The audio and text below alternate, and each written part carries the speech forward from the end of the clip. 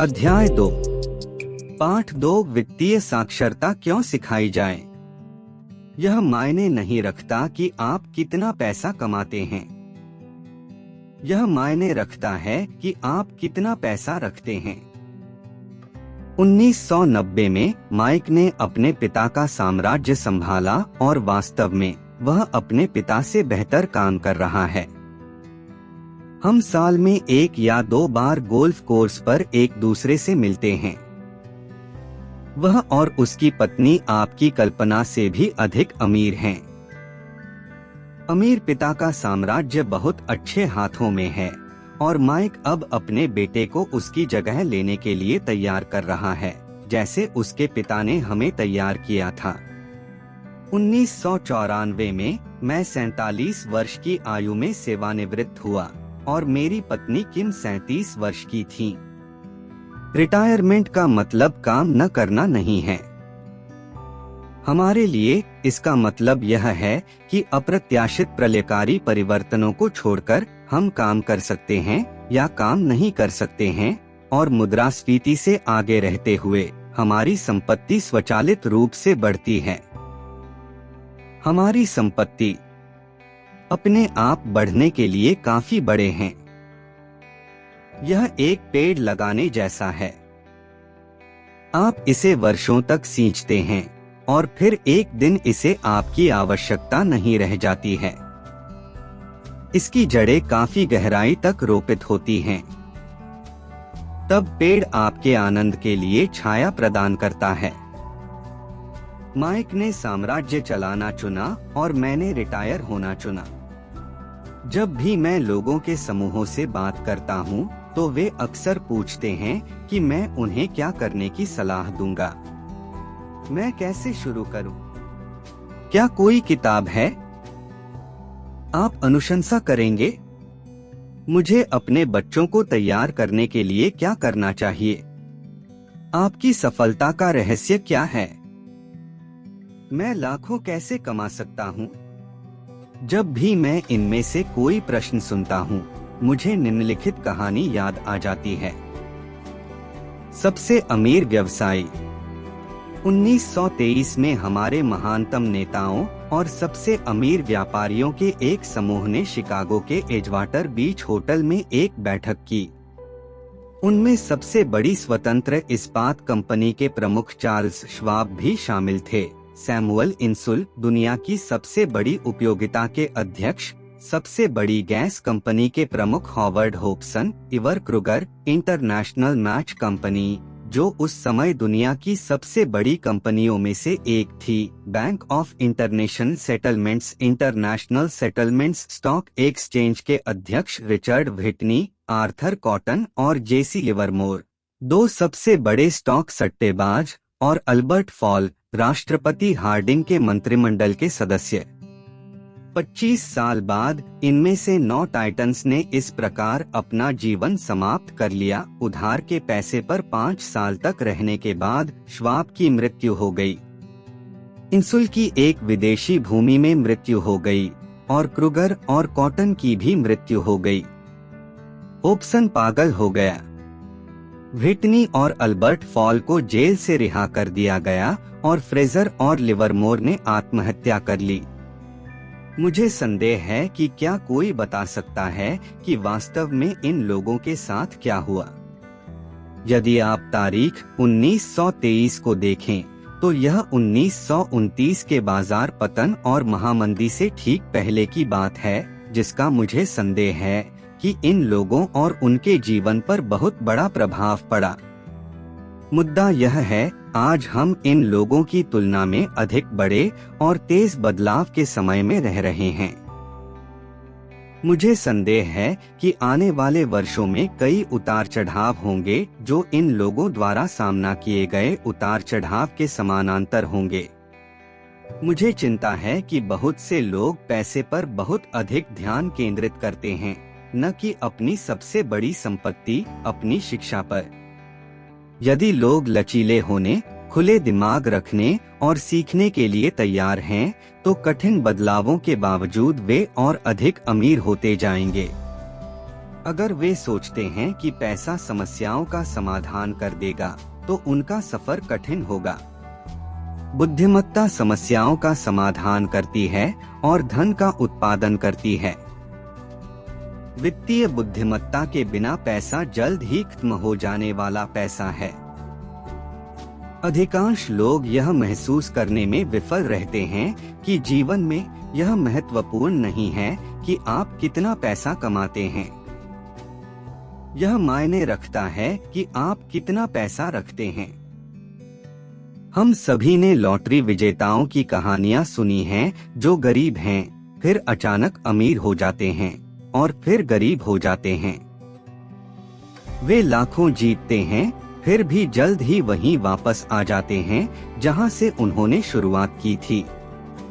या पेशेवर एथलीटों की कहानियां, जो 24 साल की उम्र में लाखों कमा रहे हैं, लेकिन 10 साल बाद एक पुल के नीचे सो रहे हैं। मुझे एक युवा बास्केटबॉल खिलाड़ी की कहानी याद है, जिसके पास 1 साल पहले लाखों लोग थे। आज केवल 29 साल की उम्र में उनका दावा है कि उनके दोस्तों, वकील और अकाउंटेंट ने उनके पैसे ले लिए और उन्हें न्यूनतम वेतन पर कार धोने के लिए काम करने के लिए मजबूर किया गया। उसे कार वॉश से निकाल दिया गया क्योंकि उसने कारों को साफ करते समय अपनी चैंपियनशिप रिंग उतारने से इनकार कर दिया था। उनकी कहानी राष्ट्रीय समाचार बन गई और वह कठिनाई और भेदभाव का दावा करते हुए अपनी समाप्ति की अपील कर रहे हैं। उसका दावा है कि वह अंगूठी ही उसके पास बची है और अगर इसे छीन लिया गया तो वह टूट जाएगा। मैं ऐसे बहुत से लोगों को जानता हूं जो तुरंत करोड़पति बन गए, और जबकि मुझे खुशी है कि कुछ लोग और अधिक अमीर हो गए हैं, मैं उन्हें चेतावनी देता हूं कि लंबे समय में यह मायने नहीं रखता कि आप कितना पैसा कमाते हैं। यह महत्वपूर्ण है कि आप इसे कितना रखते हैं और आप इसे कितनी पीढ़ियों तक रखते हैं। इसलिए जब लोग पूछते हैं, मैं कहां से शुरुआत करूं या मुझे बताओ कि मैं जल्दी अमीर कैसे बनूं, वे अक्सर मेरे उत्तर से बहुत निराश होते हैं। मैं उनसे बस वही कहता हूं जो मेरे अमीर पिता ने मुझसे तब कहा था जब मैं छोटा बच्चा था। यदि आप अमीर बनना चाहते हैं तो आपको वित्तीय रूप से साक्षर होना होगा। जब भी हम साथ होते थे तो यह विचार मेरे दिमाग में आता था। जैसा कि मैंने कहा, मेरे शिक्षित पिता ने किताबें पढ़ने के महत्व पर जोर दिया, जबकि मेरे अमीर पिता ने वित्तीय साक्षरता में महारत हासिल करने की आवश्यकता पर जोर दिया। यदि आप एम्पायर स्टेट बिल्डिंग बनाने जा रहे हैं तो सबसे पहले आपको एक गहरा गड्ढा खोदना होगा और एक मजबूत नींव डालनी होगी। यदि आप उपनगरों में घर बनाने जा रहे हैं तो आपको बस कंक्रीट का 6 इंच का स्लैब डालना होगा। अधिकांश लोग अमीर बनने की चाहत में 6 इंच के स्लैब पर एम्पायर स्टेट बिल्डिंग बनाने की कोशिश कर रहे हैं। कृषि युग में बनी हमारी स्कूल प्रणाली अभी भी बिना नींव वाले घरों में विश्वास करती है। गंदगी वाले फर्श अभी भी प्रचलन में हैं। तो बच्चों, वस्तुतः बिना किसी वित्तीय आधार वाले स्कूल से स्नातक एक दिन उपनगर में नींद हराम और कर्ज में डूबा हुआ अमेरिकी सपने को जी रहा था। वे तय करते हैं कि उनकी वित्तीय समस्याओं का समाधान जल्दी अमीर बनने का रास्ता खोजना है। गगनचुंबी इमारत पर निर्माण शुरू होता है। यह तेजी से ऊपर जाता है और जल्द ही एम्पायर स्टेट बिल्डिंग के बजाय हमारे पास उपनगर की झुकी हुई मीनार है। रातों की नींद हराम हो जाती है। जहां तक हमारे वयस्क वर्षों में माइक और मेरे लिए हम दोनों की पसंद संभव थी, क्योंकि जब हम बच्चे थे तो हमें एक मजबूत वित्तीय नींव रखना सिखाया गया था। लेखांकन संभवतः दुनिया का सबसे भ्रमित करने वाला उबाऊ विषय है, लेकिन यदि आप लंबे समय तक अमीर बनना चाहते हैं तो यह सबसे महत्वपूर्ण विषय हो सकता है। अमीर पिता के लिए सवाल यह था कि एक उबाऊ और भ्रमित करने वाला विषय कैसे लिया जाए और बच्चों को कैसे पढ़ाया जाए। उन्हें जो उत्तर मिला वह यह था कि इसे चित्रों में पढ़ाकर सरल बनाया जाए। मेरे अमीर पिता ने माइक और मेरे लिए एक मजबूत वित्तीय नींव रखी। चूंकि हम अभी बच्चे थे, इसलिए उन्होंने हमें पढ़ाने का एक सरल तरीका बनाया।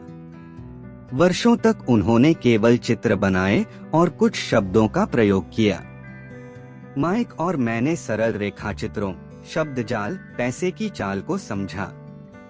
और फिर बाद के वर्षों में रिच डैड की शुरुआत हुई।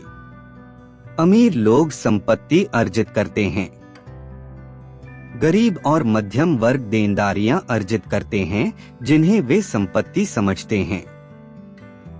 संख्याएं जोड़ना आज माइक कहीं अधिक जटिल और परिष्कृत लेखांकन विश्लेषण में महारत हासिल कर चुका है, क्योंकि उसे अपना साम्राज्य चलाने के लिए ऐसा करना पड़ा। मैं अपने साम्राज्य के कारण उतना परिष्कृत नहीं हूँ। छोटा है, फिर भी हम उसी से आते हैं। सरल आधार। निम्नलिखित पृष्ठों पर मैं आपको वही सरल रेखा चित्र प्रस्तुत करता हूं जो माइक के पिता ने हमारे लिए बनाए थे। हालांकि बुनियादी उन चित्रों ने दो छोटे लड़कों को एक ठोस और गहरी नींव पर बड़ी मात्रा में धन बनाने में मार्गदर्शन करने में मदद की। नियम 1, आपको संपत्ति और देनदारी के बीच अंतर पता होना चाहिए और संपत्ति खरीदनी चाहिए। यदि आप अमीर बनना चाहते हैं तो आपको यह सब जानना आवश्यक है। यह नियम नंबर 1 है। यह एकमात्र नियम है। यह बेहद सरल लग सकता है, लेकिन अधिकांश लोगों को पता नहीं है कि यह नियम कितना गहरा है। अधिकांश लोग आर्थिक रूप से संघर्ष करते हैं क्योंकि वे संपत्ति और देनदारी के बीच अंतर नहीं जानते हैं। अमीर लोग संपत्ति अर्जित करते हैं, गरीब और मध्यम वर्ग देनदारियां हासिल कर लेते हैं जिन्हें वे संपत्ति समझते हैं, अमीर डैडी ने कहा। जब अमीर डैडी ने माइक और मुझे यह बात बताई तो हमें लगा कि वह मजाक कर रहे हैं। यहाँ हम लगभग किशोर थे और अमीर बनने के रहस्य की प्रतीक्षा कर रहे थे, और यह उसका उत्तर था। यह इतना सरल था कि हम काफी देर तक इसके बारे में सोचते रहे। संपत्ति क्या है? माइक से पूछा। अभी चिंता मत करो, अमीर डैडी ने कहा। बस विचार को अपने अंदर समाहित होने दें। यदि आप सरलता को समझ सकते हैं तो आपके जीवन में एक योजना होगी और यह आर्थिक रूप से आसान होगा। यह सरल है, इसीलिए यह विचार छूट गया है। आपका मतलब है कि हमें बस यह जानना है कि संपत्ति क्या है, उन्हें हासिल करें और हम अमीर बन जाएंगे, मैंने पूछ लिया। अमीर डैडी ने सिर हिलाया। यह इतना आसान है। अगर यह इतना आसान है तो हर कोई अमीर कैसे नहीं है, मैंने पूछ लिया। अमीर पिताजी मुस्कुराए। क्योंकि लोग संपत्ति और देनदारी के बीच अंतर नहीं जानते हैं। मुझे याद है मैंने पूछा था, वयस्क इतने गुमराह कैसे हो सकते हैं? यदि यह इतना सरल है, यदि यह इतना महत्वपूर्ण है, तो हर कोई इसका पता क्यों नहीं लगाना चाहेगा? अमीर डैडी को यह समझाने में केवल कुछ मिनट लगे कि संपत्ति और देनदारियां क्या हैं।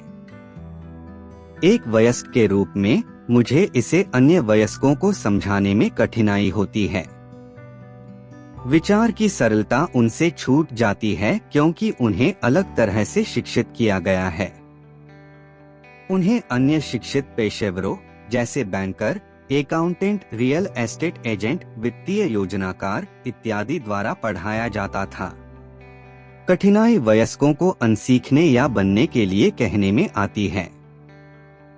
फिर से बच्चे, एक बुद्धिमान वयस्क को अक्सर लगता है कि सरलीकृत परिभाषाओं पर ध्यान देना अपमानजनक है। अमीर डैडी किस सिद्धांत में विश्वास करते थे? इसे सरल रखें, बेवकूफ बनाएं, या इसे सुपर सरल रखें। इसलिए उन्होंने इसे हमारे लिए सरल रखा और इससे हमारी वित्तीय नींव मजबूत हुई। तो फिर भ्रम का कारण क्या है? इतनी सरल चीज इतनी खराब कैसे हो सकती है? कोई ऐसी संपत्ति क्यों खरीदेगा जो वास्तव में देनदारी है? इसका उत्तर बुनियादी शिक्षा में मिलता है।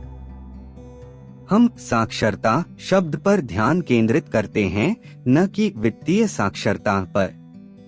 जो चीज किसी चीज को परिसंपत्ति या देनदारी के रूप में परिभाषित करती है, वह शब्द नहीं है। वास्तव में, यदि आप वास्तव में भ्रमित होना चाहते हैं, तो परिसंपत्ति शब्द देखें और शब्दकोश में दायित्व। मुझे पता है, एक संपत्ति मेरी जेब में पैसा डालती है, एक देनदारी मेरी जेब से पैसे निकाल लेती है। एक प्रशिक्षित अकाउंटेंट के लिए यह परिभाषा अच्छी लग सकती है, लेकिन औसत व्यक्ति के लिए इसका कोई मतलब नहीं है। लेकिन हम वयस्क अक्सर इसे स्वीकार करने में गर्व महसूस करते हैं। कुछ समझ में नहीं आता। हम युवा लड़कों से, अमीर पिताजी ने कहा, किसी संपत्ति को शब्द नहीं बल्कि संख्याएं परिभाषित करती हैं। और यदि आप संख्याएं नहीं पढ़ सकते हैं, तो आप जमीन के एक छेद से संपत्ति का पता नहीं लगा सकते। अकाउंटिंग में अमीर डैडी कहते थे, यह संख्याएं नहीं हैं, बल्कि यह है कि संख्याएं आपको क्या बता रही हैं। यह बिल्कुल शब्दों की तरह है। यह शब्द नहीं बल्कि कहानी है जो शब्द आपको बता रहे हैं। यदि आप अमीर बनना चाहते हैं, तो आपको संख्याओं को पढ़ना और समझना होगा। अगर मैंने इसे एक बार सुना, तो मैंने इसे अपने अमीर पिता से 1000 बार सुना। और मैंने यह भी सुना है, अमीर संपत्ति अर्जित करते हैं और गरीब और मध्यम वर्ग देनदारियां अर्जित करते हैं। यहाँ बताया गया है कि परिसंपत्ति और देनदारी के बीच अंतर कैसे बताया जाए। अधिकांश अकाउंटेंट और वित्तीय पेशेवर परिभाषाओं से सहमत नहीं हैं, लेकिन ये सरल चित्र दो युवा लड़कों के लिए मजबूत वित्तीय नींव की शुरुआत थे। आरेख का शीर्ष भाग एक आय विवरण है, जिसे अक्सर लाभ-हानि विवरण कहा जाता है। यह आय और व्यय को मापता है, पैसा अंदर और पैसा बाहर। आरेख का निचला भाग एक बैलेंस शीट है। इसे ऐसा इसलिए कहा जाता है क्योंकि इसका उद्देश्य संपत्तियों को देनदारियों के बीच संतुलित करना है। कई वित्तीय नौसिखियों को आय विवरण और बैलेंस शीट के बीच संबंध नहीं पता है, और उस संबंध को समझना महत्वपूर्ण है। तो जैसा कि मैंने पहले कहा था, मेरे अमीर पिता ने दो युवा लड़कों से बस इतना कहा था कि संपत्ति आपकी जेब में पैसा डालती है। अच्छा, सरल और प्रयोग करने योग्य। अब जब संपत्तियों और देनदारियों को चित्रों के माध्यम से परिभाषित किया गया है, तो मेरी परिभाषाओं को शब्दों में समझना आसान हो सकता है। संपत्ति वह चीज है जो मेरी जेब में पैसा डालती है। देनदारी एक ऐसी चीज है जो मेरी जेब से पैसे निकाल लेती है। यह वास्तव में वह सब कुछ है जो आपको जानना आवश्यक है। यदि आप अमीर बनना चाहते हैं, तो बस अपना जीवन संपत्ति खरीदने में व्यतीत करें। यदि आप गरीब या मध्यम वर्ग बनना चाहते हैं, तो अपना जीवन देनदारियां खरीदने में व्यतीत करें।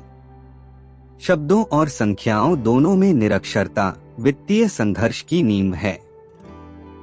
यदि लोगों को आर्थिक रूप से कठिनाई हो रही है, तो कुछ ऐसी बात है जिसे वे शब्दों या संख्याओं में नहीं समझते हैं। अमीर अमीर हैं क्योंकि वे आर्थिक रूप से संघर्ष करने वाले लोगों की तुलना में विभिन्न क्षेत्रों में अधिक साक्षर हैं।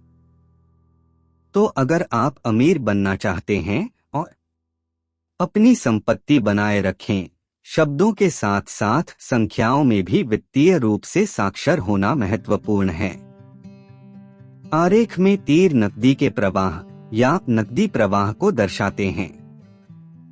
अकेले संख्याओं का मतलब बहुत कम होता है, जैसे संदर्भ से बाहर के शब्दों का मतलब बहुत कम होता है। यह वह कहानी है जो मायने रखती है। वित्तीय रिपोर्टिंग में पढ़ना। नंबर प्लॉट की तलाश में है, नकदी कहाँ बह रही है, इसकी कहानी।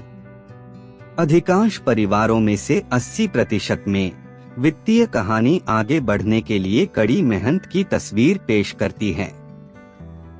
हालांकि यह प्रयास व्यर्थ है, क्योंकि वे अपना जीवन संपत्ति के बजाय देनदारियां खरीदने में बिताते हैं। ये सभी आरेख स्पष्ट रूप से अत्यधिक सरलीकृत हैं। हर किसी को रहने का खर्च, भोजन, आश्रय और कपड़ों की आवश्यकता होती है। चित्र एक गरीब, मध्यम वर्ग और अमीर व्यक्ति के जीवन में नकदी के प्रवाह को दर्शाते हैं। यह नकदी प्रवाह है जो बताता है कि कोई व्यक्ति अपने पैसे को कैसे संभालता है। मैंने अमेरिका के सबसे अमीर व्यक्तियों की कहानी शुरू करने का कारण यह विश्वास करना है कि पैसा सभी समस्याओं का समाधान कर देगा। इसीलिए जब भी मैं सुनता हूँ कि लोग मुझसे पूछते हैं कि जल्दी अमीर कैसे बने या उन्हें कहाँ से शुरुआत करनी चाहिए, तो मैं घबरा जाता हूँ। मैं अक्सर सुनता हूँ, मैं कर्ज में हूँ, इसलिए मुझे और पैसे कमाने की जरूरत है। लेकिन अधिक पैसे से अक्सर समस्या का समाधान नहीं होगा। दरअसल इससे समस्या बढ़ सकती है। पैसा अक्सर हमारे दुखद इंसान को स्पष्ट कर देता है। नकदी प्रवाह यह बताता है कि कोई व्यक्ति पैसे को कैसे संभालता है। खामियां हम क्या हैं उस पर प्रकाश डालते हैं। पता नहीं। इसीलिए अक्सर जिस व्यक्ति के पास अचानक नकदी आ जाती है, मान लीजिए विरासत, वेतन वृद्धि या लॉटरी जीत, जल्द ही रिटर्न, उसी वित्तीय गड़बड़ी के लिए, यदि उससे भी बदतर नहीं जिस गड़बड़ी में वे पहले थे। पैसा केवल आपके दिमाग में चल रहे नकदी प्रवाह पैटर्न को बढ़ाता है। यदि आपका पैटर्न आपको मिलने वाली हर चीज को खर्च करने का है, तो सबसे अधिक संभावना है कि नकदी में वृद्धि के परिणामस्वरूप खर्च में भी वृद्धि होगी। इस प्रकार कहावत है, एक मूर्ख और उसका पैसा एक बड़ी पार्टी है। मैंने कई बार कहा है कि हम शैक्षिक और व्यावसायिक कौशल हासिल करने के लिए स्कूल जाते हैं, जो दोनों महत्वपूर्ण हैं। हम अपने पेशेवर कौशल से पैसा कमाना सीखते हैं। 1960 के दशक में जब मैं हाई स्कूल में था, अगर कोई अकादमिक रूप से अच्छा प्रदर्शन करता था, तो लोग मानते थे कि यह प्रतिभाशाली छात्र आगे चलकर मेडिकल डॉक्टर, यह सबसे बड़ा वित्तीय पुरस्कार देने का वादा करने वाला पेशा था। आज डॉक्टरों को वित्तीय चुनौतियों का सामना करना पड़ता है। मैं अपने सबसे बड़े दुश्मन के साथ ऐसा नहीं चाहूँगा। बीमा कंपनियां व्यवसाय का नियंत्रण ले रही हैं, स्वास्थ्य देखभाल का प्रबंधन कर रही हैं, सरकारी हस्तक्षेप और कदाचार के मुकदमे हैं। आज बच्चे प्रसिद्ध athlete, film star, rock star, beauty queen या सीईओ बनना चाहते हैं, क्योंकि यही प्रसिद्धि, पैसा और प्रतिष्ठा है। यही कारण है कि आज स्कूल में बच्चों को प्रेरित करना बहुत कठिन है। वे जानते हैं कि व्यावसायिक सफलता अब केवल अकादमिक सफलता से जुड़ी नहीं है, जैसा कि पहले हुआ करती थी। चूंकि छात्र वित्तीय कौशल के बिना स्कूल छोड़ देते हैं, लाखों शिक्षित लोग अपने पेशे को सफलतापूर्वक अपनाते हैं, लेकिन बाद में असफल हो जाते हैं। खुद आर्थिक रूप से संघर्ष कर रहे हैं। वे कड़ी मेहनत करते हैं, लेकिन आगे नहीं बढ़ पाते। उनकी शिक्षा में जो कमी है, वह यह नहीं कि पैसा कैसे कमाया जाए, बल्कि यह है कि पैसे का प्रबंधन कैसे किया जाए। इसे वित्तीय योग्यता कहा जाता है। एक बार पैसा कमाने के बाद आप उसके साथ क्या करते हैं? लोगों को इसे आपसे लेने से कैसे रोकें? इसे लंबे समय तक कैसे रखें? और उस पैसे को आपके लिए कड़ी मेहनत से कैसे बनाएं? अधिकांश लोग यह नहीं समझ पाते कि वे आर्थिक रूप से संघर्ष क्यों करते हैं, क्योंकि वे नकदी प्रवाह को नहीं समझते हैं। एक व्यक्ति उच्च शिक्षित, व्यावसायिक रूप से सफल और आर्थिक रूप से निरक्षर हो सकता है। ये लोग अक्सर जरूरत से ज्यादा मेहनत करते हैं, क्योंकि उन्होंने यह तो सीख लिया कि कड़ी मेहनत कैसे करनी है, लेकिन यह नहीं कि उनके पैसे से उनके लिए कितनी मेहनत की जाए। कैसे एक वित्तीय सपने की तलाश एक वित्तीय दुःस्वप्न में बदल जाती है। मेहनती लोगों की क्लासिक कहानी का एक सेट पैटर्न है। हाल ही में विवाहित, खुशहाल, उच्च शिक्षित युवा जोड़ा अपने तन किराए के अपार्टमेंट में रहने चला जाता है। तुरंत उन्हें एहसास हुआ कि वे पैसे बचा रहे हैं, क्योंकि दो लोग एक की तरह सस्ते में रह सकते हैं। समस्या यह है कि अपार्टमेंट तंग है। वे अपने सपनों का घर खरीदने के लिए पैसे बचाने का निर्णय लेते हैं, ताकि उनके बच्चे हो सकें। अब उनके पास दो आय हैं, और उन्होंने अपने करियर पर ध्यान देना शुरू कर दिया है। उनकी आय बढ़ने लगती है। जैसे जैसे उनकी आय बढ़ती है, उनके खर्चे भी बढ़ते हैं। अधिकांश लोगों के लिए नंबर 1 खर्च कर है। बहुत से लोग सोचते हैं कि यह आयकर है, लेकिन अधिकांश अमेरिकियों के लिए उनका उच्चतम कर सामाजिक सुरक्षा है। एक कर्मचारी के रूप में ऐसा प्रतीत होता है जैसे मेडिकेयर कर की दर के साथ संयुक्त सामाजिक सुरक्षा कर लगभग 7.5% है, लेकिन यह वास्तव में 15% है, क्योंकि नियोक्ता को सामाजिक सुरक्षा राशि से मेल खाना चाहिए। संक्षेप में, यह वह धन है जो नियोक्ता आपको भुगतान नहीं कर सकता। शीर्ष पर, उसमें से आपको अभी भी सामाजिक सुरक्षा कर के लिए आपके वेतन से काटी गई राशि पर आयकर का भुगतान करना होगा। वह आय जो आपको कभी प्राप्त नहीं हुई, क्योंकि यह रोक के माध्यम से सीधे सामाजिक सुरक्षा में चली गई। युवा जोड़े के पास वापस जाने पर उनकी आय बढ़ने के परिणामस्वरूप वे अपने सपनों का घर खरीदने का फैसला करते हैं। एक बार अंदर, उनके घर पर एक नया कर लगता है, जिसे संपत्ति कर कहा जाता है।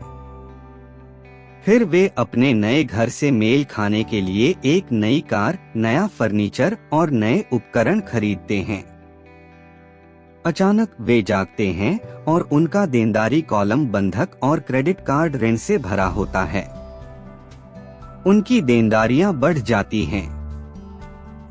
वे अब चूहे की दौड़ में फंस गए हैं। बहुत जल्द एक बच्चा आता है और वे कड़ी मेहनत करते हैं। यह प्रक्रिया स्वयं को दोहराती है। उच्च आय के कारण अधिक कर लगते हैं, जिसे ब्रैकेट क्रीप भी कहा जाता है। मेल में एक क्रेडिट कार्ड आता है। वे इसका उपयोग करते हैं और इसे अधिकतम करते हैं। एक ऋण कंपनी कॉल करती है और कहती है कि उनकी सबसे बड़ी संपत्ति, उनके घर का मूल्य बढ़ गया है। क्योंकि उनकी साख बहुत अच्छी है, कंपनी बिलसमेकन ऋण की पेशकश करती है और उन्हें बताती है कि करने योग्य बुद्धिमानी स्पष्ट है। अपने क्रेडिट कार्ड से भुगतान करके उच्च ब्याज उपभोक्ता ऋण से छुटकारा पाएं। और इसके अलावा उनके घर पर ब्याज पर कर कटौती होती है। वे इसके लिए जाते हैं और उन उच्च ब्याज वाले क्रेडिट कार्डों का भुगतान करते हैं। वे राहत की सांस लेते हैं। उनके क्रेडिट कार्ड का भुगतान कर दिया गया है। उन्होंने अब अपने उपभोक्ता ऋण को अपने गृह बंधक में जोड़ दिया है।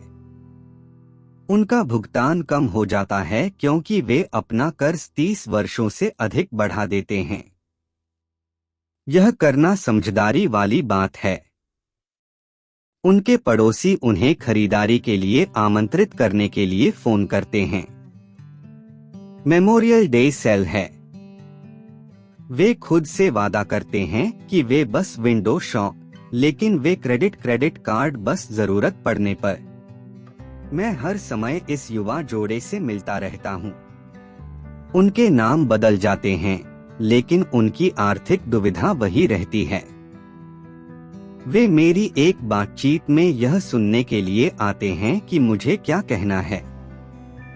वे मुझसे पूछते हैं, क्या आप हमें बता सकते हैं कि अधिक पैसा कैसे कमाया जाए? वे यह नहीं समझते कि उनकी परेशानी वास्तव में यह है कि वे अपने पास मौजूद पैसे को कैसे खर्च करना चुनते हैं। यह वित्तीय निरक्षरता और परिसंपत्ति और देनदारी के बीच अंतर न समझने के कारण होता है। अधिक पैसा शायद ही कभी किसी की धन संबंधी समस्याओं का समाधान करता है। बुद्धिमत्ता समस्याओं का समाधान करती है। एक कहावत है कि मेरा एक मित्र कर्ज में डूबे लोगों से बार बार कहता है, यदि आप पाते हैं कि आपने खुद को एक गड्ढे में खोद लिया है तो खोदना बंद कर दें। एक बच्चे के रूप में मेरे पिताजी अक्सर हमें बताया करते थे कि जापानी 3 शक्तियों से अवगत थे: तलवार की शक्ति, गहना और दर्पण की शक्ति। तलवार हथियारों की शक्ति का प्रतीक है। अमेरिका ने हथियारों पर खरबों डॉलर खर्च किए हैं और इस वजह से दुनिया में उसकी एक शक्तिशाली सैन्य उपस्थिति है। गहना धन की शक्ति का प्रतीक है। इस कहावत में कुछ हद तक सच्चाई है। सुनहरा नियम याद रखें, जिसके पास सोना है वह नियम बनाता है। दर्पण आत्मज्ञान की शक्ति का प्रतीक है। जापानी किंवदंती के अनुसार यह आत्मज्ञान तीनों में से सबसे मूल्यवान था। अक्सर गरीब और मध्यम वर्ग पैसे की शक्ति को अपने ऊपर नियंत्रण करने की अनुमति देते हैं। बस उठकर और कड़ी मेहनत करके खुद से यह पूछने में असफल होने पर कि वे जो कर रहे हैं उसका कोई मतलब है या नहीं, वे गोली मार देते हैं। जब वे हर सुबह काम के लिए निकलते हैं तो वे अपने पैरों पर खड़े हो जाते हैं।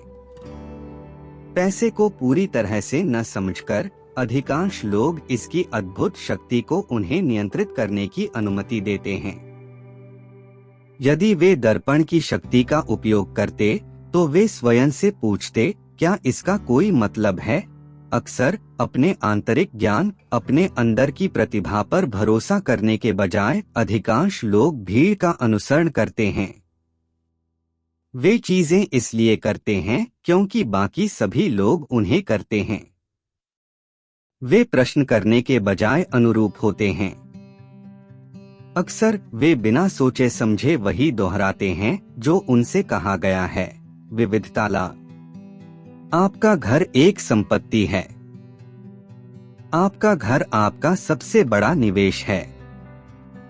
अधिक कर्ज में जाने पर आपको टैक्स में छूट मिलती है। सुरक्षित नौकरी पाओ।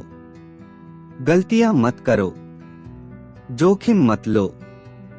एक व्यक्ति उच्च शिक्षित, व्यावसायिक रूप से सफल और आर्थिक रूप से निरक्षर हो सकता है। कहते हैं जनता का डर। अधिकांश लोगों के लिए बोलना मृत्यु से भी बड़ा भय है। मनोचिकित्सकों के अनुसार सार्वजनिक रूप से बोलने का डर किस डर के कारण होता है? बहिष्कार, अलग दिखने का डर, आलोचना का डर, उपहास का डर और बहिष्कृत होने का डर। अलग होने का डर अधिकांश लोगों को अपनी समस्याओं को हल करने के नए तरीके खोजने से रोकता है। इसीलिए मेरे शिक्षित पिता ने कहा कि जापानी दर्पण की शक्ति को सबसे अधिक महत्व देते हैं, क्योंकि जब हम उसमें देखते हैं तभी हमें सत्य का पता चलता है। डर मुख्य कारण है जिसके कारण लोग कहते हैं सुरक्षित रहें। यह किसी भी चीज पर लागू होता है, चाहे वह खेल हो, रिश्ते हो, करियर हो या पैसा हो। यह वही डर है, बहिष्कार का डर, जो लोगों को आम तौर पर स्वीकृत राय या लोकप्रिय रुझानों के अनुरूप होने और सवाल न करने के लिए प्रेरित करता है। आपका घर एक संपत्ति है। बिलसमेकन ऋण प्राप्त करें और कर्ज से छुटकारा पाएं और मेहनत करें। यह एक प्रमोशन है। किसी दिन मैं उपराष्ट्रपति बनूंगा। पैसे बचाएं। जब मेरी वेतन वृद्धि होगी तो मैं हमारे लिए एक बड़ा घर खरीदूंगा। म्यूचुअल फंड सुरक्षित हैं। जोन्सिस के साथ बने रहने की कोशिश के कारण कई वित्तीय समस्याएं पैदा होती हैं। कभी कभी हम सभी को दर्पण में देखने और अपने डर के बजाय अपने आंतरिक ज्ञान के प्रति सच्चे होने की आवश्यकता होती है। जब माइक और मैं 16 साल के हुए तो हमें स्कूल में समस्याएं होने लगी। हम बुरे बच्चे नहीं थे, हम तो बस भीड़ से अलग होने लगे। हमने स्कूल के बाद और सप्ताहांत में माइक के पिता के लिए काम किया। माइक और मैं अक्सर काम के बाद घंटों अपने पिता के साथ एक मेज पर बैठे रहते थे, जबकि वह अपने बैंकरों, वकीलों, अकाउंटेंट, दलालों, निवेशकों, प्रबंधकों और कर्मचारियों के साथ बैठ के करते थे। यहाँ एक आदमी था जिसने 13 साल की उम्र में स्कूल छोड़ दिया था, जो अब शिक्षित लोगों को निर्देश दे रहा था, आदेश दे रहा था और उनसे सवाल पूछ रहा था। वे उसके कहने और बुलाने पर आ गए और जब उसने उन्हें स्वीकार नहीं किया तो वे नाराज हो गए। यहाँ एक आदमी था जो भीड़ के साथ नहीं गया था। वह एक ऐसा व्यक्ति था जो अपनी सोच स्वयं रखता था और इन शब्दों से घृणा करता था, हमें इसे इस तरह से करना होगा क्योंकि हर कोई इसी तरह से करता है। उन्हें नहीं कर सकते शब्द से भी नफरत थी। यदि आप चाहते हैं कि वह कुछ करे तो बस कहें, मुझे नहीं लगता कि आप यह कर सकते हैं। माइक और मैंने स्कूल, कॉलेज सहित अपने सभी वर्षों की तुलना में उनकी बैठकों में बैठकर अधिक सीखा। माइक के पिता किताबों में होशियार नहीं थे, लेकिन परिणामस्वरूप वे आर्थिक रूप से शिक्षित और सफल थे। उन्होंने हमसे बार बार कहा, एक बुद्धिमान व्यक्ति ऐसे लोगों को काम पर रखता है जो उससे अधिक बुद्धिमान हैं। इसलिए माइक और मुझे बुद्धिमान लोगों को सुनने और उनसे सीखने में घंटों बिताने का लाभ मिला। लेकिन इस वजह से माइक और मैं हमारे शिक्षकों द्वारा प्रचारित मानक सिद्धांत के साथ नहीं चल सके और इससे समस्याएं पैदा हुई। जब भी शिक्षक कहते थे, यदि तुम्हें अच्छे ग्रेड नहीं मिले तो तुम वास्तविक दुनिया में अच्छा प्रदर्शन नहीं कर पाओगे, माइक और मैंने बस अपनी भौहें ऊपर उठा लीं। जब हमें निर्धारित प्रक्रियाओं का पालन करने और नियमों से विचलित न होने के लिए कहा गया, तो हम देख सकते थे कि स्कूल ने रचनात्मकता को कैसे हतोत्साहित किया। हमें यह समझ में आने लगा कि हमारे अमीर पिता ने हमें क्यों बताया कि स्कूल नियोक्ताओं के बजाय अच्छे कर्मचारी पैदा करने के लिए बनाए गए हैं। कभी कभी माइक या मैं अपने शिक्षकों से पूछते थे कि हमने जो पढ़ा वह वास्तविक दुनिया में कैसे लागू होता है, या हमने कभी पैसे का अध्ययन क्यों नहीं किया और यह कैसे काम करता है। बाद वाले प्रश्न का उत्तर अक्सर हमें यह मिलता था कि पैसा महत्वपूर्ण नहीं है। यदि हम अपनी शिक्षा में उत्कृष्टता प्राप्त करते हैं तो पैसा हमारे पीछे आ जाएगा। जितना अधिक हम पैसे की ताकत के बारे में जानते गए, उतना ही हम शिक्षकों और अपने सहपाठियों से दूर होते गए। मेरे उच्च शिक्षित पिता ने मेरे ग्रेड को लेकर मुझ पर कभी दबाव नहीं डाला, लेकिन पैसों को लेकर हमारे बीच बहस होनी शुरू हो गई। जब मैं 16 साल का हुआ तो शायद पैसे के मामले में मेरे पास अपने माता पिता दोनों की तुलना में कहीं बेहतर आधार था। मैं किताबें रख सकता था। मैंने कर लेखाकारों, कॉरपोरेट वकीलों, बैंकरों, रियल एस्टेट दलालों, निवेशकों आदि की बातें सुनी। इसके विपरीत मेरे पिताजी अन्य शिक्षकों से बात करते थे। एक दिन मेरे पिताजी ने मुझसे कहा कि हमारा घर उनका सबसे बड़ा निवेश था। एक बहुत सुखद बहस तब हुई जब मैंने उसे बताया कि मैंने क्यों सोचा कि घर एक अच्छा निवेश नहीं है।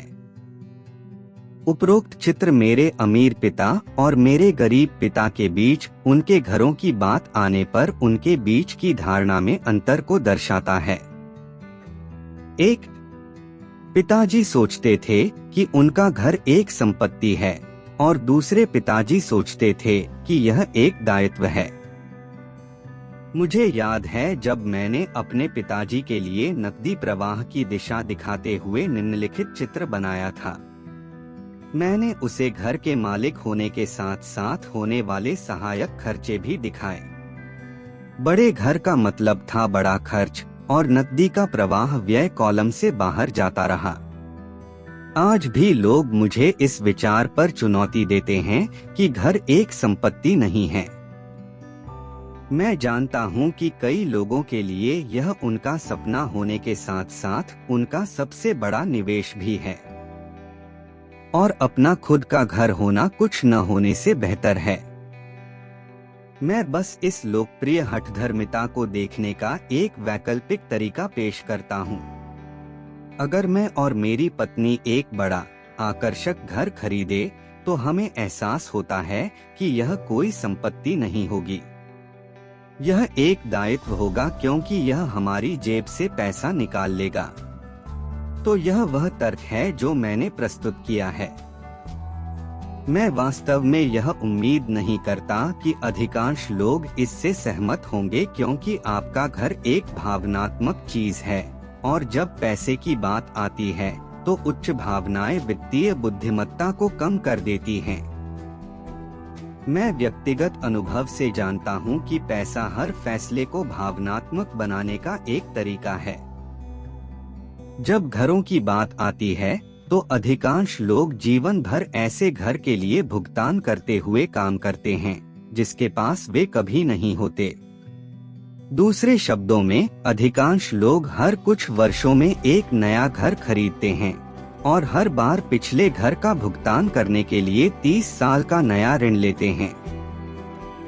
भले ही लोगों को बंधक भुगतान पर ब्याज के लिए कर कटौती मिलती है, फिर भी वे अपने बंधक का भुगतान करने के बाद भी अपने अन्य सभी खर्चों का भुगतान कर पश्चात डॉलर से करते हैं। मेरी पत्नी के माता पिता उस समय हैरान रह गए जब उनके घर पर संपत्ति कर बढ़कर $1000 प्रति माह हो गया। यह उनके सेवानिवृत्त होने के बाद था, इसलिए वृद्धि ने उनके सेवानिवृत्ति बजट पर दबाव डाला और उन्हें स्थानांतरित होने के लिए मजबूर होना पड़ा। मकानों का मूल्य हमेशा नहीं बढ़ता। मेरे ऐसे दोस्त हैं जिन पर उस घर के लिए $10 लाख का कर्ज है जो आज बहुत कम कीमत पर बिकेगा। सभी में से सबसे बड़ा नुकसान अवसर गंवाने से होता है। यदि आपका सारा पैसा आपके घर में बंधा हुआ है तो आपको अधिक मेहनत करने के लिए मजबूर होना पड़ सकता है क्योंकि आपका पैसा उड़ता रहता है। परिसंपत्ति कॉलम में जोड़ने के बजाय व्यय कॉलम से बाहर क्लासिक मध्यवर्गीय नकदी प्रवाह पैटर्न। यदि कोई युवा जोड़ा शुरू से ही अपनी संपत्ति के कॉलम में अधिक पैसा लगाएगा तो उनके लिए बाद के वर्ष आसान होंगे। उनकी संपत्ति बढ़ गई होगी और खर्चों को कवर करने में मदद के लिए उपलब्ध होगी। अक्सर एक घर बढ़ते खर्चों का भुगतान करने के लिए होम इक्विटी ऋण लेने के लिए केवल एक वाहन के रूप में कार्य करता है। संक्षेप में, निवेश पोर्टफोलियो शुरू करने के बदले बहुत महंगा घर खरीदने का निर्णय लेने का अंतिम परिणाम किसी व्यक्ति पर कम से कम निम्नलिखित 3 तरीकों से प्रभाव डालता है। 1. समय का नुकसान, जिसके दौरान अन्य परिसंपत्तियों का मूल्य बढ़ सकता था। 2. अतिरिक्त पूंजी की हानि, जिसे सीधे घर से संबंधित उच्च रखरखाव खर्चों के भुगतान के बजाय निवेश किया जा सकता था। 3. शिक्षा का नुकसान। अक्सर लोग अपने घर और बचत तथा सेवानिवृत्ति योजनाओं को ही अपना सब कुछ मानते हैं। परिसंपत्ति स्तंभ। क्योंकि उनके पास निवेश करने के लिए पैसा नहीं है, वे निवेश ही नहीं करते। इससे उन्हें निवेश का अनुभव खोना पड़ता है।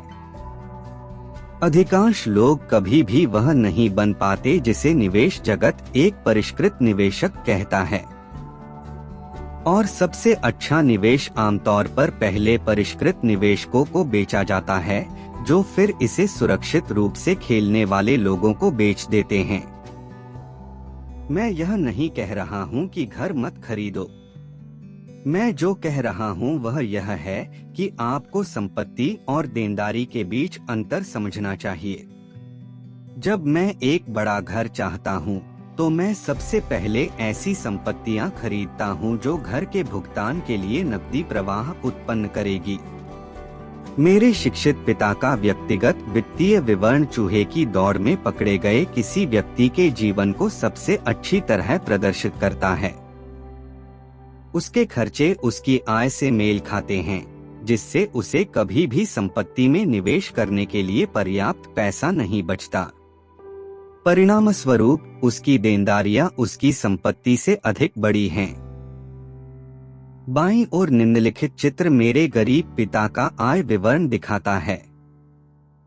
यह हजारों शब्दों के बराबर है। इससे पता चलता है कि उसकी आय और व्यय बराबर हैं, जबकि उसकी देनदारियां उसकी संपत्ति से बड़ी हैं। दाईं ओर मेरे अमीर पिता का व्यक्तिगत वित्तीय विवरण निवेश और देनदारियों को कम करने के लिए समर्पित जीवन के परिणामों को दर्शाता है। अमीर और अमीर क्यों हो जाते हैं? मेरे अमीर पिता के वित्तीय विवरण की समीक्षा से पता चलता है कि अमीर और अमीर क्यों होते जाते हैं। परिसंपत्ति कॉलम खर्चों को कवर करने के लिए पर्याप्त से अधिक आय उत्पन्न करता है। शेष राशि परिसंपत्ति कॉलम में पुनर्निवेशित होती है। संपत्ति का कॉलम लगातार बढ़ रहा है और इसलिए इससे होने वाली आय भी इसके साथ बढ़ती है। नतीजा यह हुआ कि अमीर और अमीर हो गए। मध्य वर्ग संघर्ष क्यों? मध्यम वर्ग स्वयं को निरंतर वित्तीय संघर्ष की स्थिति में पाता है। उनकी प्राथमिक आय उनके वेतन से होती है। जैसे जैसे उनकी मजदूरी बढ़ती है, वैसे वैसे उनके कर भी बढ़ते हैं। उनके वेतन में वृद्धि के अनुपात में उनके खर्च में वृद्धि होती है, इसलिए वाक्यांश चूहा दौड़। वे आयोत्पादक संपत्तियों में निवेश करने के बजाय अपने घर को अपनी प्राथमिक संपत्ति मानते हैं। अपने घर को एक निवेश के रूप में मानने का यह पैटर्न और यह दर्शन की वेतन वृद्धि का मतलब है कि आप एक बड़ा घर खरीद सकते हैं या अधिक खर्च कर सकते हैं, आज के कर्ज में डूबे समाज की नींव है। बढ़ा हुआ खर्च परिवारों को अधिक कर्ज और अधिक वित्तीय अनिश्चितता में धकेल देता है, भले ही वे अपनी नौकरियों में आगे बढ़ रहे हों और नियमित आधार पर वेतन वृद्धि प्राप्त कर रहे हों। यह कमजोर वित्तीय शिक्षा के कारण होने वाला उच्च जोखिम वाला जीवन है। हाल के दिनों में बड़े पैमाने पर नौकरियों की हानि यह साबित करती है कि मध्यम वर्ग वास्तव में आर्थिक रूप से कितना कमजोर है। कंपनी की पेंशन योजनाओं को 401 के योजनाओं द्वारा प्रतिस्थापित किया जा रहा है। सामाजिक सुरक्षा स्पष्ट रूप से संकट में है और सेवानिवृत्ति के स्रोत के रूप में इस पर भरोसा नहीं किया जा सकता है। मध्यम वर्ग में दहशत फैल गई है। आज म्यूचुअल फंड लोकप्रिय हैं क्योंकि वे सुरक्षा का प्रतिनिधित्व करते हैं। औसत म्यूचुअल फंड खरीदार करों और बंधक का भुगतान करने, अपने बच्चों के कॉलेज के लिए बचत करने और क्रेडिट कार्ड का भुगतान करने में बहुत व्यस्त हैं। उनके पास निवेश का अध्ययन करने का समय नहीं है, इसलिए वे म्यूचुअल फंड के प्रबंधक की विशेषज्ञता पर निर्भर रहते हैं। इसके अलावा, क्योंकि म्यूचुअल फंड में कई अलग अलग प्रकार के निवेश शामिल हैं, उन्हें लगता है कि उनका पैसा अधिक सुरक्षित है क्योंकि यह विविधीकृत है। यह शिक्षित मध्यम वर्ग म्यूचुअल फंड दलालों और वित्तीय योजनाकारों द्वारा बताई गई हठधर्मिता का समर्थन करता है। इसे सुरक्षित रखें, जोखिम से बचें। वास्तविक त्रासदी यह है कि प्रारंभिक वित्तीय शिक्षा की कमी ही औसत मध्यम वर्ग के लोगों के सामने जोखिम पैदा करती है। उन्हें इसे सुरक्षित रखना होगा क्योंकि उनकी वित्तीय स्थिति सबसे कमजोर है। उनकी बैलेंस शीट संतुलित नहीं है। इसके बजाय वे देनदारियों से भरे हुए हैं और उनके पास आय उत्पन्न करने वाली कोई वास्तविक संपत्ति नहीं है। आमतौर पर उनकी आय का एकमात्र स्रोत उनकी तनख्वाह है। उनकी आजीविका पूरी तरह से उनके नियोक्ता पर निर्भर हो जाती है। इसलिए जब वास्तविक जीवन भर के सौदे आते हैं तो ये लोग उनका लाभ नहीं उठा सकते क्योंकि वे बहुत कड़ी मेहनत कर रहे हैं, उन पर अधिकतम कर लगाया जाता है और कर्ज से लदे हुए हैं। जैसा कि मैंने इस खंड की शुरुआत में कहा था, सबसे महत्वपूर्ण नियम परिसंपत्ति और देनदारी के बीच अंतर जानना है।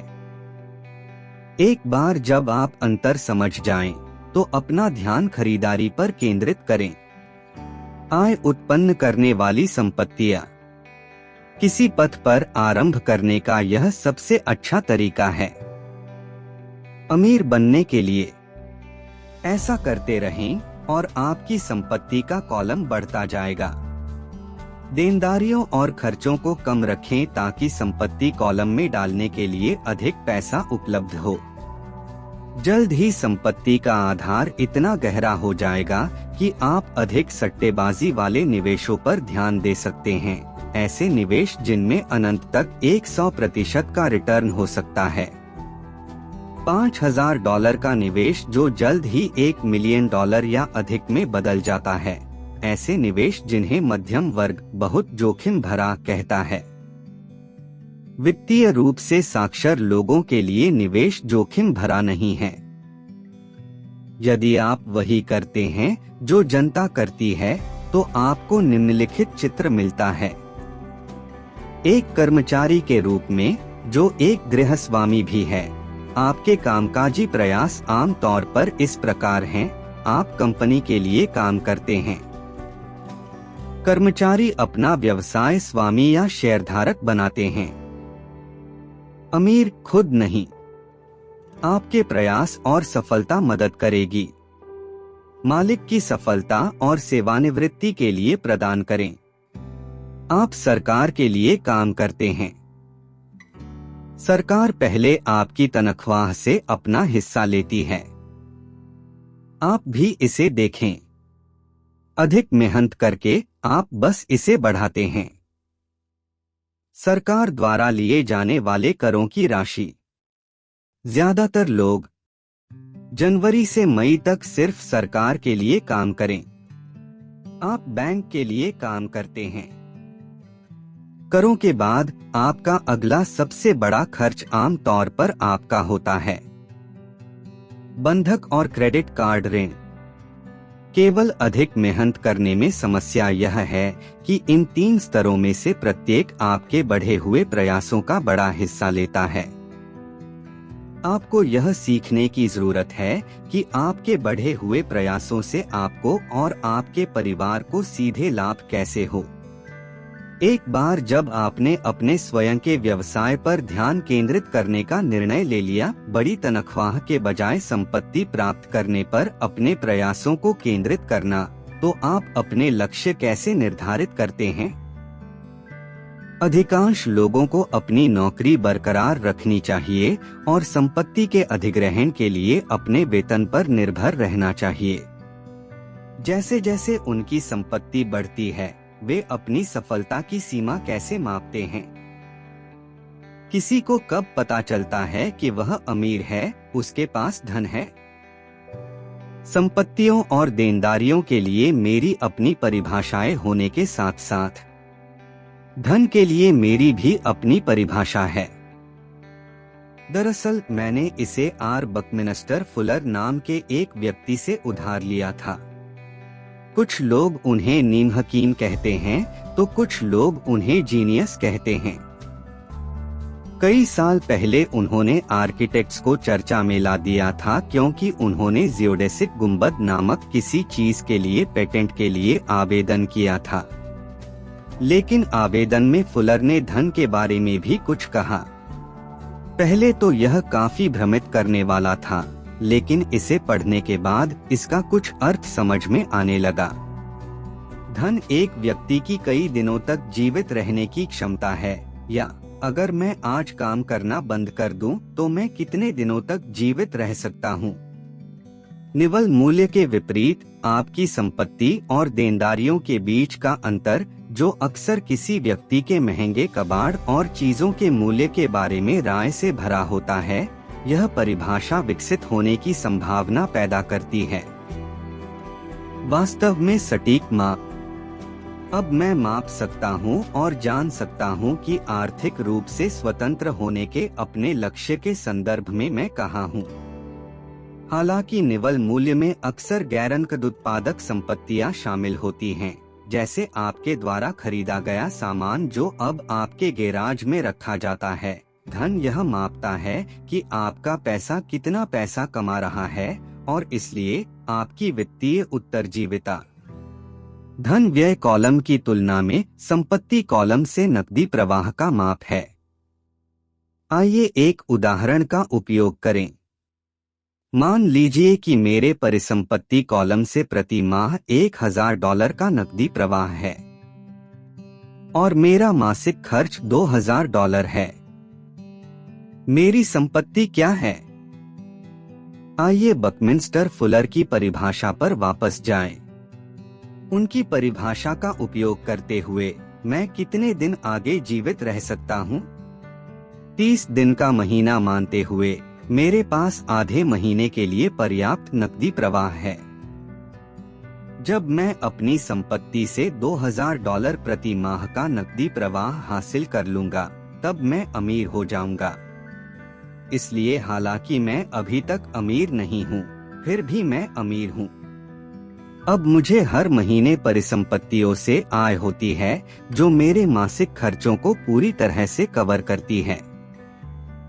यदि मैं अपने खर्चों को बढ़ाना चाहता हूँ, तो मुझे धन के इस स्तर को बनाए रखने के लिए सबसे पहले अपना नकदी प्रवाह बढ़ाना होगा। यह भी ध्यान दें कि इस बिंदु पर मैं अब अपने वेतन पर निर्भर नहीं हूँ।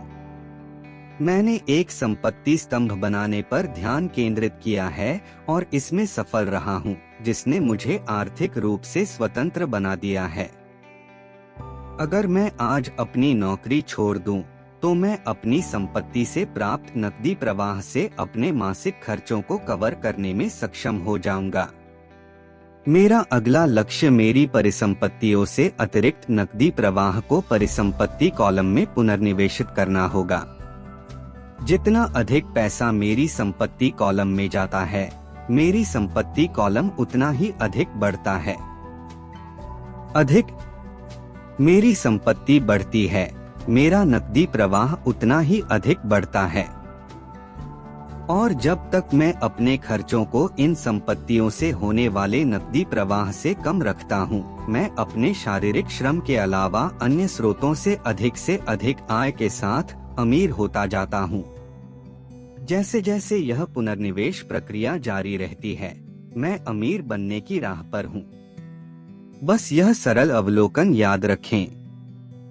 अमीर संपत्ति खरीदते हैं, गरीबों के पास केवल खर्चे हैं। मध्यम वर्ग देनदारियां खरीदता है और सोचता है कि वह संपत्ति है। तो मैं अपने काम से काम कैसे शुरू करूं? जवाब क्या है? अगले अध्याय में मैकडॉनल्ड्स के संस्थापक के बारे में सुनें।